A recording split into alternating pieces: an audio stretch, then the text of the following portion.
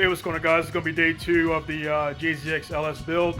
Not a really eventful day. Just got the car on the lift and everything again. Going to be doing the suspension and stuff today, as you can see right here. Suspension is always a very slow process, but very worth it in the long run.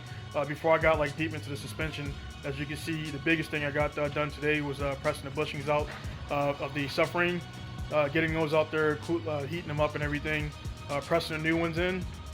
And I'm also doing a little bit of reinforcement. So that's the biggest thing when it comes to building race cars. For anybody who's ever done race cars or anything that's going to be beat on heavily, the unfun part is always doing the bracing and doing the different things. And as you can see right here, it doesn't take a bunch of, there's many ways to skin a cat in this aspect. There's a lot of kits out there, but what I did is I just did pretty much a pipe method.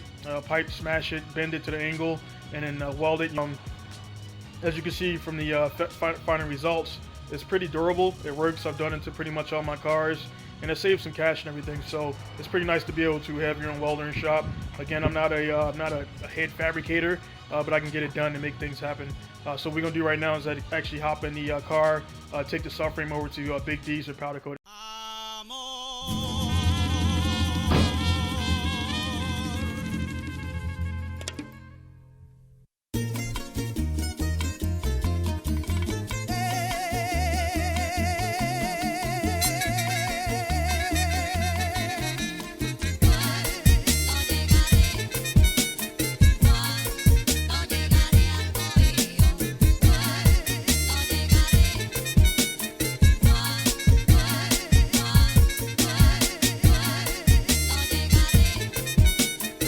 All right, so just got back from my Big D shop, and when I got back from the shop, one thing I want to check out is the suspension.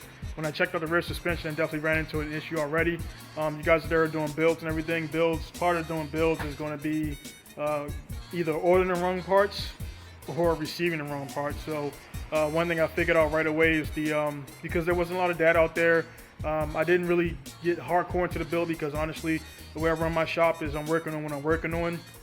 And if it's a future build or something like that, I gotta kind of get to it when I get to it and everything. So I got back immediately and realized that the lower control arms, the rear, lower, and upper control arms will not fit on the JZX 110 from the JZX 90, JZX 100.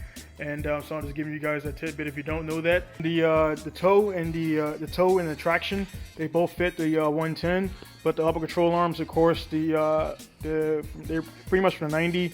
JZX 90, JZX 100, so these guys won't fit on there.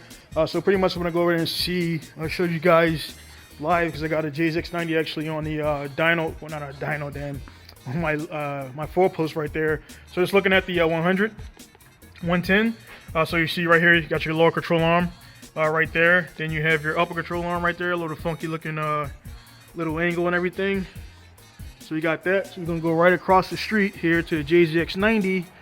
And as you can see, JZX 90 is somewhat similar but different. So here you got the you have your lower traction and arms right there, so you get a better picture. So as you can see, traction work, the toe will work, but this lower control arm portion right there won't work, and the upper control arm is also different as well for the JZX 90 100. So again, these won't work, so we had to get some different parts to make this work. The axles, the difference right here, the length, these are both the short sides of the JZX 110, the JZX 90, JZX 100, and all other equivalent models. So as you can see right here is the JZX 110. Uses this NA version has the 3-2 bolt pattern for the diff, and then also the JZX 100 turbo model has the 2-3 bolt pattern. So as you can see, they don't really fit up and everything. So you got to be cognizant when you're doing these swaps, and also the diffs will physically fit up in there. But the difference there is the diffs are smaller. So the one thing you see right there, this is a common thing with the JZX 100s and all those, the JZX and all the ones that share the same pattern. The bolt backs out, and your bushing essentially falls straight out. So that's pretty crazy. All right, so that was a short day 2, just wrapping it up and everything. Again, the beginning of this stuff is not really sexy as people like to say out there. It's the very mundane stuff, very simple stuff that'll get on net the most control, the most rigidity and things like that. So the biggest thing I'll give to you guys there, again, this is not a how-to. The biggest thing I'll give to you guys there is this suspended time on the boring stuff, because the sexy stuff is the turbos, the bigger turbos, the engine swaps, and things like that. They pretty much go relatively smooth. It's the suspension and the chassis where you can lose a lot of ground. So definitely go ahead and spend time on that. So this is going to be Donnie signing off from day 2 of the JZX LS build. There's going to be more to come. So then thank you guys for tuning in. I guess you guys like it because the last video got about 3,000 views, which is pretty big coming from my camp, because since YouTube's changed things, I've lost a lot of views and everybody else has lost a lot of views as well.